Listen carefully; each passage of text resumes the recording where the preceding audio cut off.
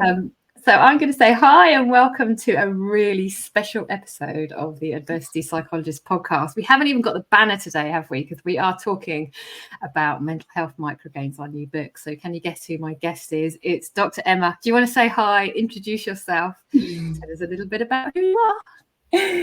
Yeah, so I'm Emma Cotterill. I'm a clinical psychologist and I'm co-author of this lovely book, Mental Health Microgains, with yourself, which we're very excited to share and to come and talk to you about. And I mean, in my work, so I have a practice called Empower Psychology and support people with a range of mental health challenges.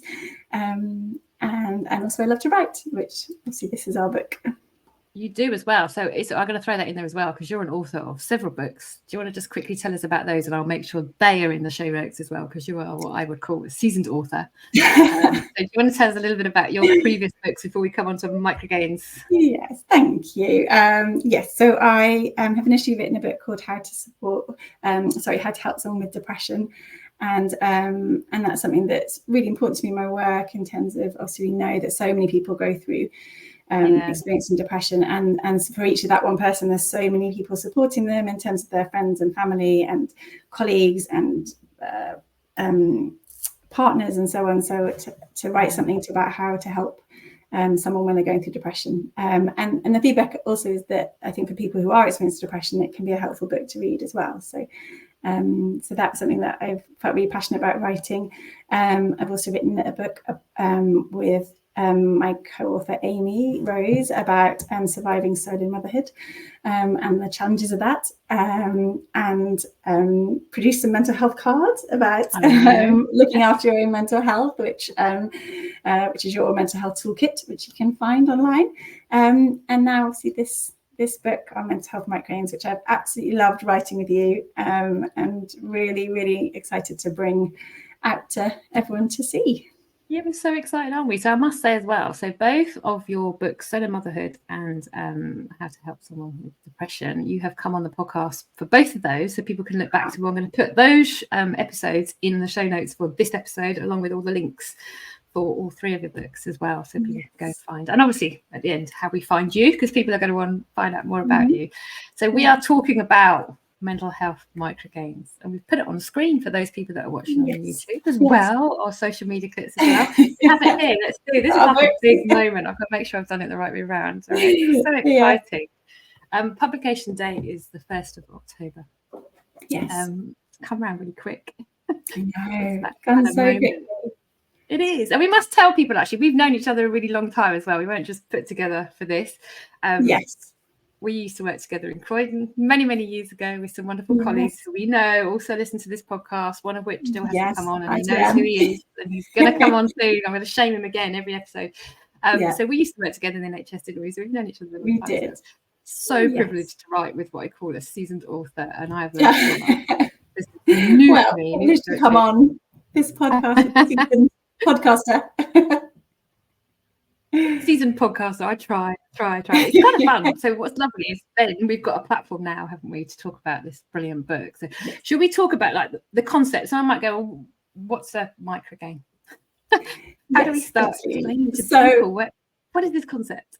Yes, and so the idea of it, so microgains comes from the theory called marginal gains, and it's about the idea that if we make these small changes, we make these small micro gains, these small micro steps in our day, in our life, in all sorts of different ways, but actually we put those all together, they're going to add up to a bigger change. And so it's been used in the field of sports psychology, particularly it was used within the cycling team, who I think we've all seen in the Olympics, how amazing they do. And it's the idea that actually if you make all these little changes, it can make this big difference. So when we've applied that to the field of mental health, it's about looking at what's all those little steps, those little really manageable, really easy to do steps that you could do that would make a difference in that overall picture of your well-being and mental health. That's what I love. That's the thing that attracted me. I love that idea of bringing something from one that's very psychology based, isn't it? Taking an idea and seeing, is this going to work in mental health? And one of the things, I know we talked about this before, is just sometimes we can so overthink mental health, or I think that we have to be doing all these really big things. We have to be doing them all the time, and there can be a bit of shame. But what I love about this concept, the idea of kind of marginal gains and then micro gains from that, is it doesn't have to be big stuff. And can I dare throw in this term? It doesn't have to be glamorous stuff. You know, it doesn't have to be this Instagrammable lavender bars all the time and taking annual leave on beaches. These are really small, sometimes quite basic things, aren't they? Yes, absolutely. I think that's what, when we were writing, that's what we were thinking. It wasn't about, how do we really challenge ourselves to think, this is something we want you to be able to do in 5 minutes. We want you to be able to do in a really manageable way. And obviously some of them can lead on to bigger things, but it's the idea that actually, what can you do in a really, really small way that's going to make this really achievable? And as you say, we're bombarded, and like I said, we've talked about this idea that we're bombarded all the time with there's so much online. There's, you know, it's wonderful. There's so much out there. There's lots of great resources out there about mental health. I absolutely love that. But we are bombarded with all these different things that we could be doing, we should be doing. And that's and it's about, and we wanted to really, with this, make it something that's really manageable. And it might be things like, you might look at it and think almost like it's so small, like what's the point? Why do you need to do that? It's almost so small. But actually it's that the whole concept of the microgain and the marginal gain series that make those really small changes, make those really little differences, and they can make that big overall difference. And I suppose just on that, also that idea that you can really have that in your mind all the time, and just in terms of being able to, again, not in a pressured way, but just in terms of being able to think, actually, you know, you're having a tricky day, what's maybe one little thing you could do right now that will make a difference, that will just help bring a little bit of soothing, or a little bit of stress relief, or a bit of energy, or whatever it is you need. Just what's that one little thing you can do? And when you have that concept in your mind, you know, I know we were saying when we were speaking earlier that actually it's something that, even writing this book, it's made us really think about that. And I realize now that I think about that in a really lovely way, so much more than I did before I wrote the book, in terms of being able to really think, do you know what's one little thing I could do right now? And it just makes a world of difference, and it makes it feel possible as well. It makes you feel like it's possible for me to do something right now, to change something, or to improve something, or to just take care of myself a little bit better. And that makes a massive difference. And I love that, because sometimes we can feel a bit hopeless, or our brain can kind of fast forward to the future. You know, I'm not going to manage this situation. It's going to remain impossible, or maybe even get worse. That part of kind of habit formation and being able to do tiny little things gives you a little bit of sense of control, a bit of sense of purpose as well. And can just rein in those thoughts back into what we call, you know, present moment awareness. But it's part of the book as well, is helping people to notice that, because half the problem is that we're so busy and so caught up in stuff, we may not notice that we're in these loops, or these behavioural loops. We may not notice that we have sped up and we haven't paused. We may not notice we haven't drunk fluid or nourished well today. So sometimes part of what a psychologist does, and what's lovely about us both being psychologists, is helping people to understand these concepts, to be able to notice them and then put them into practice, which is why I think it's just a little bit different for people. It's not just a doing book, it's an understanding and doing book. Yeah, absolutely. And, you know, as you know, we've divided it into these different chapters. And so it's really easy to find these different sections on, you know, starting on, let's say, the concepts of mindfulness and noticing. And again, just how you do that in a really manageable way. And how you pause, and how you just take the time to check in with yourself. And so, like I say, there's lots of that through the book. And, you know, one of the chapters that I like is to say just that idea of thinking about your really basic needs, and thinking about, have I drunk enough water today? Have I? And as I say that, I've just thought I probably need to drink some water. Well, yes, so you now. Absolutely, there it is. Yeah. But that's it. So that's a really good example in situ, that even live in the moment. Stuff, we may go, hang on, I haven't. So we've noticed, but be kind with ourselves. I've got hooked with the day today, and I haven't checked in with that. Maybe that's something that I can look at for the next few days. And Yes. as you say, having those visual references, extra things to help you as well. So I use my Yeah. water bottle as my visual reference to remind me, Yeah, because absolutely. I'm less able to be aware without that visual reference for water. But it's basic things as well, because I think sometimes when people see mental health books, self-help books, or downloading podcasts, looking at Instagram reels, sometimes there can also be a little bit of paralysis around, oh no, I need to be doing stuff, or I'm not doing stuff.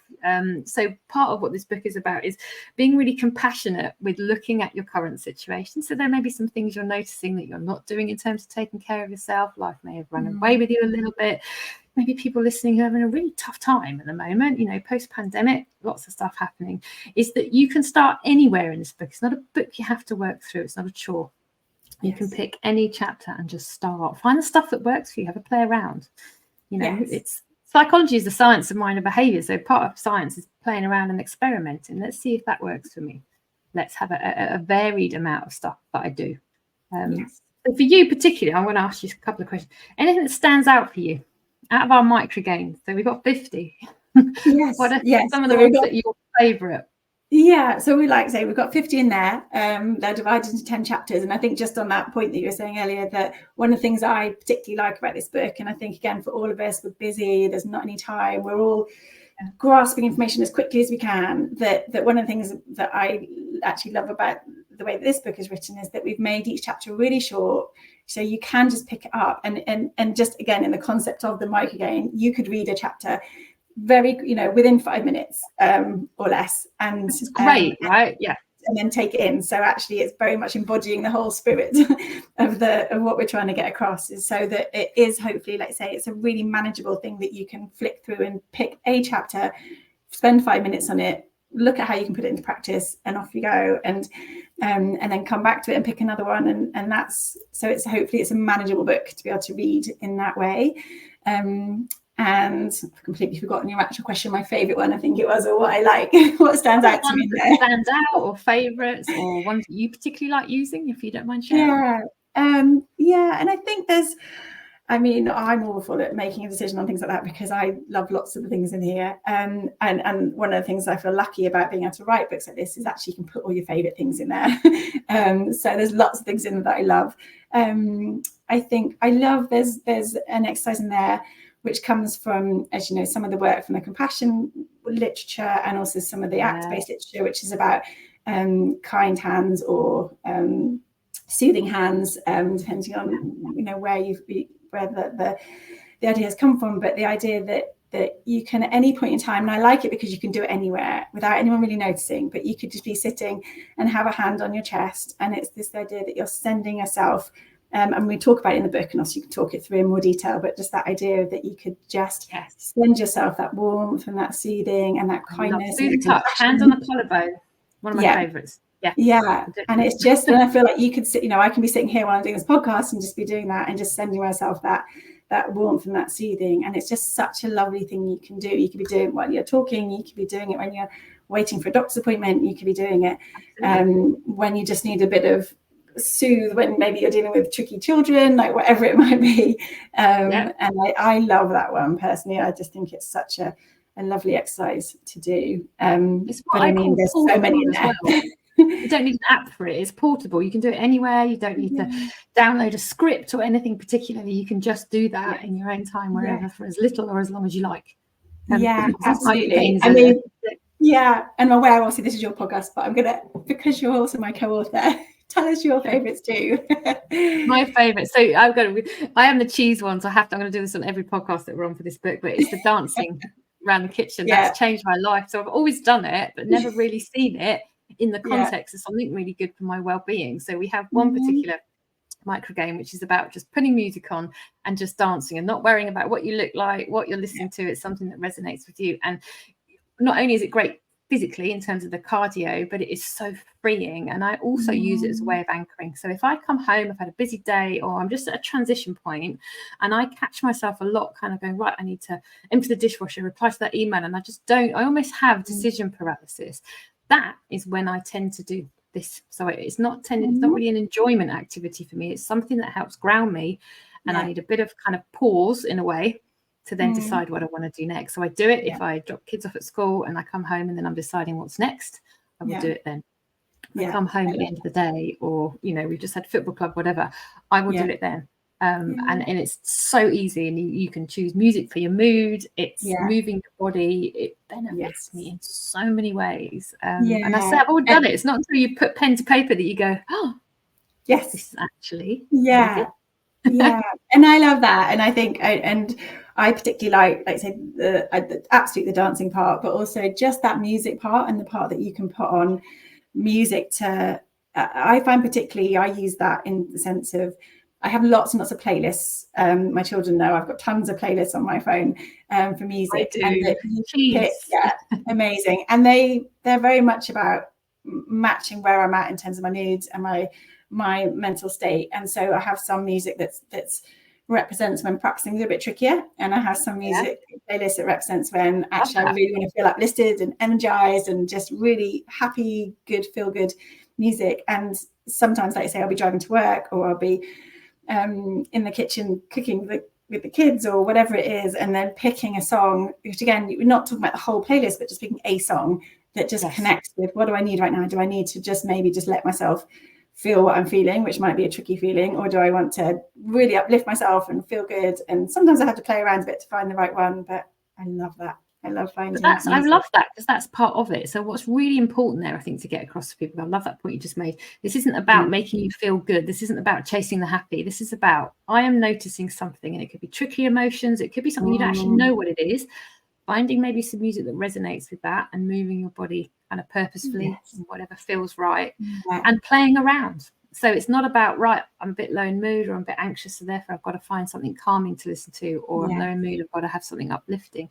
That may be what you want, but it's not, you know, we don't want it to be rule bound. It's just about kind of going with it, and just one song can sometimes be that difference, can't it? And also, I think what you just said there, just picking up on that as well, which I also hugely agree with, is that idea that like all the ideas in this book, like it's about making that difference to your well-being, but part of that is about that it isn't about trying to say do all these things to make yourself happy. It's about helping you be resilient, helping you feel able to cope with whatever life is throwing at you. It's helping you find ways to take care of yourself when life is hard. It's all those things. And it's not about saying do this thing and it will make you happy or happier. It's just, this is about helping you feel well and take care of yourself and be able to get through whatever is coming your way. Absolutely. And I love, because one of your favorite phrases is feel all the feels. People that follow you on Instagram, if you don't, you're going to at the end, because we'll tag that. Is that just feeling all the feels, that sometimes we can get really caught up in the shouldn't be happy or something wrong if we're feeling anxious, that, you know, we have a broad range of emotions and experiences as human beings, and that's okay. Obviously, you know, as psychologists, we do our kind of due diligence. You're noticing, you know, really long periods of low mood or anxiety that's impacting how you live your life, very different. Seek out help, have a think about what you want to do with that. But, you know, throughout the day I can cycle through different types of moods, and it's about just going with that, because sometimes we can just get caught up in these loops of, right, life's on hold, I'm really valuing this podcast, but I've just got to deal with my anxiety for a moment and I'll be right back. And we just forever kind of up here and not in our daily lives enjoying ourselves, talking about our book, you know, feeling on the field. I think that's really important. So it's about things, yes, they're things that you can do, they're things you can follow in the book, but it's not about, as you say, it's the chasing the happy. We don't want to get into that. Yes. But there may be some things that you find do alter your mood for the better, and that's okay. Yeah, absolutely. Is there anything else that resonates with you out of Mike? Because I think as well, we both have our own clinic, so we're both practicing psychologists, aren't we? Yes. Anything that you find that you use for yourself, because I love it when psychologists share their own personal things, but also anything that you use quite regularly with people that you work with that's useful in this book. Well, I think probably, you know, the people I work with will pick up this book and see a lot of the things that I talked about. There won't be any surprises in there, I don't think. I mean, I love just the simple breathing exercises. I think we underestimate them so much, and it can often feel like I feel like sometimes it can come across like a patronizing thing to almost say, like, just take a deep breath. And it's not that, but it's understanding that when we learn how to breathe really well and breathe deeply, it can make a really big difference. It can help us, you know, because we know that we get really restricted in our breathing the more we carry our stress. And the more, like you said earlier, the more we learn to notice, how we're breathing. Are we breathing very tightly in our chests? Are we, I notice when, because you practice the breathing, then I start to notice when I can feel there's more restriction here, and then that cues me into, okay, I need to do something to help myself breathe. And sometimes that's obviously doing the deep breathing exercises. Obviously it's other things like moving your body. I know we're both a fan of learning to find ways to move your body in a way that works for you, that you enjoy. I'm a huge advocate of that concept, like move your body in a way that you enjoy. It's not about doing exercise in a way that feels like a punishment or anything else. And I think one of the things I like about the book is we've put in each chapter's short, but also we put lots of ideas in there. But the idea is you only need to pick one, but it might be that you pick one from that chapter on one day and you can come back and read it again, and you might pick a different bit from that chapter on another day. So hopefully we've given you lots of ideas to go away and try. But I think, there's just, there's so much in there. I hope that that's what people find when they read it. There's lots of ideas to think about. So I think the breathing's a big one for me. Just getting out for a walk, getting out for some fresh air.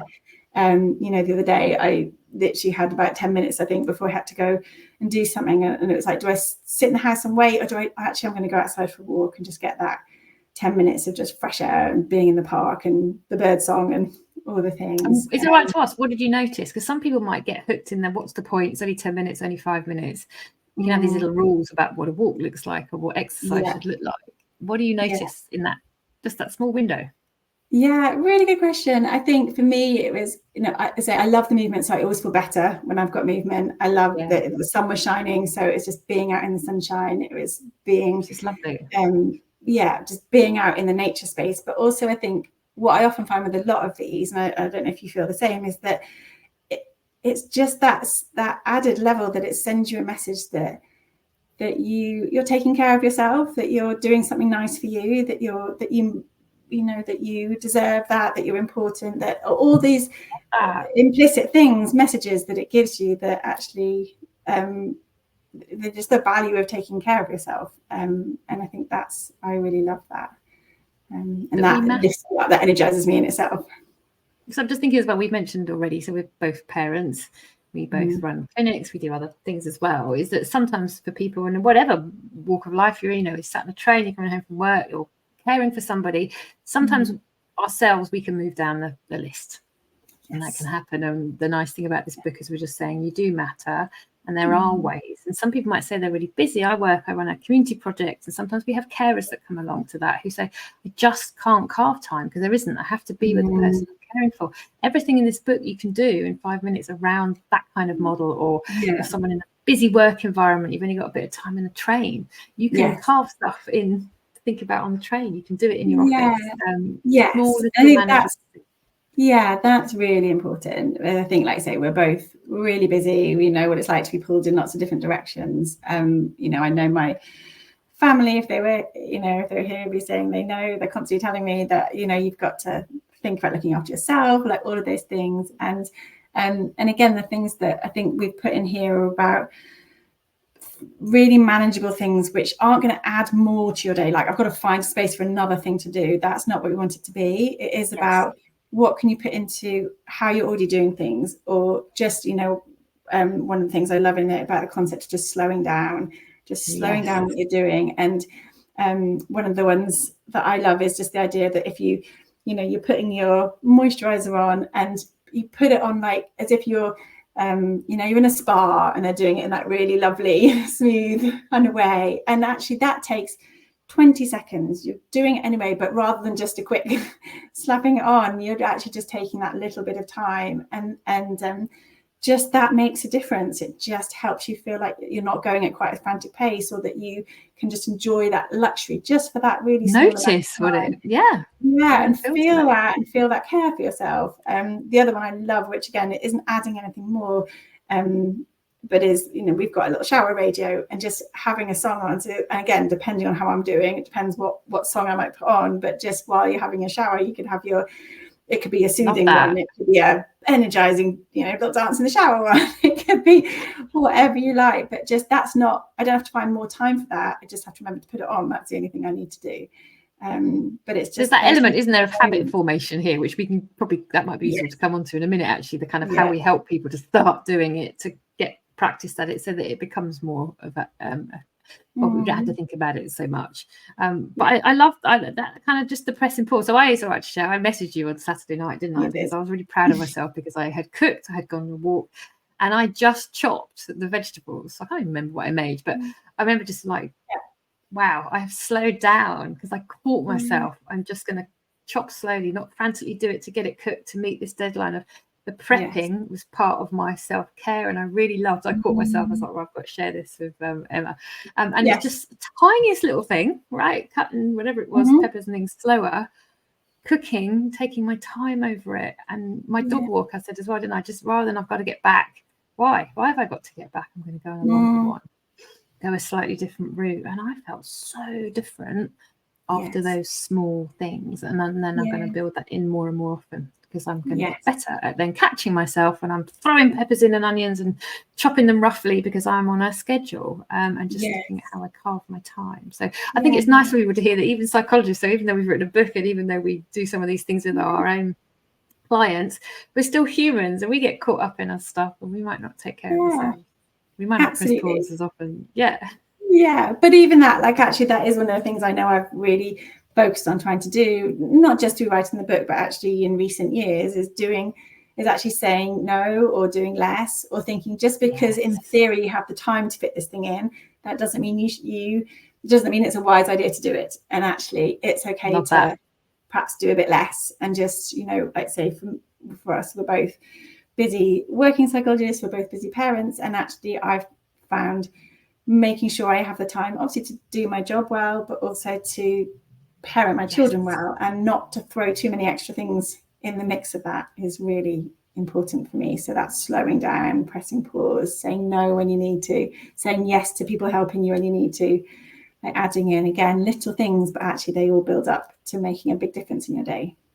Which I love. So I always kind of use that metaphor of when you do a jigsaw puzzle, you've got to do it properly. You start with the corners, and if you're like me and you grew up in the 80s, you've got to do the sky and the grass and the stuff that takes the time. But once you've done that, you get onto the picture, and it all works together. But you have to kind of take the time to do those edges and think about it. What I really love there is that you were just talking about this kind of concept that we can sometimes forget, and it might be that we've done a bit of press pausing, and then we might have a couple of weeks that we don't do it. That this isn't about once you've got it, you must always do it. Sometimes we might get into loops. Life throws us some stuff, and we've noticed, gosh, I haven't drunk my water lately, or I haven't. That, this is a book to keep coming back to, and what we want ideally is that people start to be able to notice and go, oh, I was really working on that, and it slipped a little bit for whatever. And compassion, which I think we both use a lot in our work, being kind to ourselves. But it doesn't become a chore. Yes, the compassion is so important. And also that idea that I think there's a little box right at the beginning that emphasizes this point, that everything in here, one of the things I often talk to people about, this concept of like holding out your ideas lightly, about, the minute we hold on to anything too rigidly, the minute we start adding in I should do this, I must do this, I ought to do this, I'm getting wrong if I'm not doing this. The minute we start applying those concepts, the minute we start actually just piling on the pressure on ourselves, we start adding in stress into the situation. And actually everything in here, we want you to, of course, read it, consider it, think about how you can put it into your life, think about what's going to work for you. But do that compassionately, and do that in a sense of remembering you're only human. And I don't meditate every day or do my breathing exercises all the time, or whatever it is. None of us can do all these things all the time. That would be, unachievable. But we can hold the ideas of learning these things and understanding these things, and thinking about what genuinely works for us, and where do we put that in, and how does that work well. And like I say, there's a bit of trial and error in that, and there's a bit of, actually, do you know what, if today is busy or stressful, then there might be certain things I do, but there's certain things I don't do, because there isn't, to add that in will only add to my stress and pressures. And it's being able to give yourself that space. So I think, we talk about in the book, like, for example, if you if you have a plan to try to aim to get out for a walk every day, that's wonderful. But if you, for some reason, the weather's absolutely vile, or for some reason something comes up which takes up your time and you can't do that, don't force yourself to do it. Don't pressure yourself. Don't beat yourself up if you haven't done it. It's being compassionate to yourself that that's okay. Do something that is going to work well for you that day, and then move on to your next day.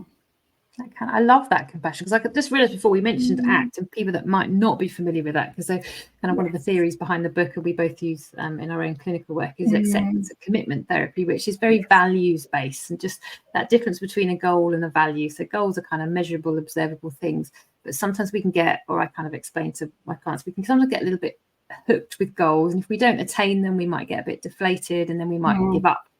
But with values, it's more about the kind of who, what, when, where that matters. And I think what's really lovely is it's more of a value-based book, isn't it? So there's small little things we can do, habits, goals we can work towards and improve. But underneath that is the knowing, what do I value? Do I value myself, my family? Why will picking some of these microgains add value to my life? Because we want people to live a value-laden life, right? We don't want to just be on the treadmill of work and chores. To-do list. How can you add value? And we need to stop and pause and notice what's missing in order to maybe reconnect with some stuff or connect with some new stuff. Yeah, absolutely. And we've tried, as you know, we've put something in each chapter. We've explained what that microgain's about and why we've chosen it and what the benefits are for you to do that, and then obviously gives you some ideas of how to actually put those into practice. And kind of being compassionate. So if we think of that idea of habit formation as well, so habits that we already have can be quite difficult to break, but we can do that. We have kind of neuroplasticity, we have bendy brains that can learn new things and unlearn behaviors. But just being kind to yourself. So some people may pick up the book and it's really new to them to start to look after themselves, and be kind, try some stuff, see how it works. It may be that you want to try a different microgain and come back to one that you find a little bit harder because the concept's new. That's where that lovely baseline of compassion is as well. Yes, yeah, and absolutely. And as you know, we both love that concept of compassion, and it's often, we know it's something that's often quite alien to lots of people. It's something we get very familiar with in our jobs, and we learn and teach people about it. But we know that for lots of people, it's a really hard one to make sense of. And we've got a whole section on it in the book, and we can really hopefully give you some ideas to read about. And also at the end of the book, we give you some resources or some links to go and look at, so you can read more about these things, because being able to adopt that much more compassionate voice is so powerful. And as we know, most people actually have quite a critical voice in there that gives them a pretty hard time most of the time. And I do think, I don't know how you feel about perhaps the work that you're doing, but I think that when people adopt that compassionate voice, it's one of the most powerful things they can do, one of the kindest things you can do for yourself, and the thing that can make the difference. And as we know, it's the thing that we can be compassionate and still incredibly successful and achieving. And people often confuse that critical voice with perhaps being something that is the thing that motivates them. But actually, we know that the research tells us that compassionate voice is so much more powerful. So giving you the tools to build that, I hope, will be really helpful for people. And what I love as well is you brought in the fact that we have some really good resources. We've got podcasts as well as books and websites to go to, is that sometimes with the word compassion, people can see it, it's not very scientific, there's no research base behind it, but actually there's a huge research base behind compassion. And one of the lovely things I just wanted to kind of bring in before we finish is also we have microgains around connecting with others. So this isn't just about what you're doing for yourself, but there's so much evidence, isn't there, about self-compassion, but also compassion for others, connecting with others being so good for our well-being. So what we kind of want to bring in post-pandemic, it's really good timing, is just checking in with other people, connecting with people, but in lovely, healthy ways. And my favorite thing I want to bring that in as well is connecting with animals. So I've managed to sneak in my chapter on so those of you know me, I do some animal welfare work. Is helping people connect with animals, which is also really good for us. So connecting with people, connecting with ourselves and our bodies, taking care of ourselves, managing how we think as well as how we feel. It's a really broad mix, isn't it? 50 is quite a lot. So you hear that out loud, you go, that's quite a lot, right? And that's what I hope that that idea, like you said, that there should be something in there. There will be something in there for everyone, and it depends, because you might be someone who perhaps finds compassion really easy, but maybe there's other things in the book that isn't your thing, and that you would like to build up on. And equally, there might be someone else who is loving their meditation or their mindfulness practice, but actually wants to learn more about like say how we manage our thoughts or how we manage our emotions, and or just taking care of yourselves. So there's lots in there for everyone. And what I love as well is that everybody learns differently. So, you know, we've kind of put some scripts in there for some things. Some things are more metaphor based, aren't they? Because some people like to have things visually. And, you know, there's a digital version of the book for people, as well as a kind of a tangible book, as I call it as well. Which I think is really nice for people. So where can people get hold of this? That's the ultimate question, because we want people to go find it. So they've heard loads about it. Yeah, absolutely. Well, it is available in all good bookstores, as they say, and online. That's an easy, right? Yeah, so it should be possible for you to get your hands on it. You know, in most places, obviously, online stores like Amazon, but W. Smith's, Waterstones, pretty much anywhere booksellers online, you should be able to find it and order it. And yeah, we hope you love it. And we should say as well, because it's available globally. So in America, particularly, it's Target, isn't it? And the different versions of Amazon all over the world. I think it's in Taiwan, I found last week. So it's everywhere. So he's popping up in different places. So because this podcast now, I have a lot of people that listen in Australia and America, because I've had such fantastic guests from there as well, that you guys can get it too. You don't have to be in the UK to get it, which is fantastic. So you can amazing. And I think, like I said, it's out on the 1st of October. So what are we now? A couple of weeks to go or so. Which would be very exciting. And but you can pre-order it now. So please do. That would be wonderful. And we'll put all the links in the show notes as well. But because I've had you on, Susan, the author, I'm just trying to think, you might be up there in the top people who've been on 3 times now on the podcast, which is great. So where do people find you? Yeah. So people go, find more of this Dr. Emma. Where is she? Where's she hang out? So empowerpsychology.co.uk is my website. Empower Psychology on Instagram are the main places to find me. Look me up. And your other books, we will put all the links for those, because they're available everywhere as well. So we will make sure we put the links. You need to go check those out. And also look back through the podcast. We're on series 9, so I can't remember exactly where you are with yours. I think I think you were series 1 with how to support might go in the depression bit, possibly series 2. But have a look through, you'll find it. I will put the links for those in the show notes as well. Series 9, that's amazing though. I know, it's bananas really, isn't it? Literally. So I can't let you escape without kind of going, one little adversity takeaway, what would it be? Good. My little signature move at the end on the dance scene. We've had loads. Oh, it's a tough one. Gosh, because there's so much, isn't there? So much. I just like to make people awkward at the end and catch them out. So I think, and I suppose in terms of thinking about it in terms of being a personal psychologist, I suppose the thing that I would say is that, you know, we all go through challenges, you know, myself included. We all go through difficult periods. Of course, you know, that looks different for everybody, what that means.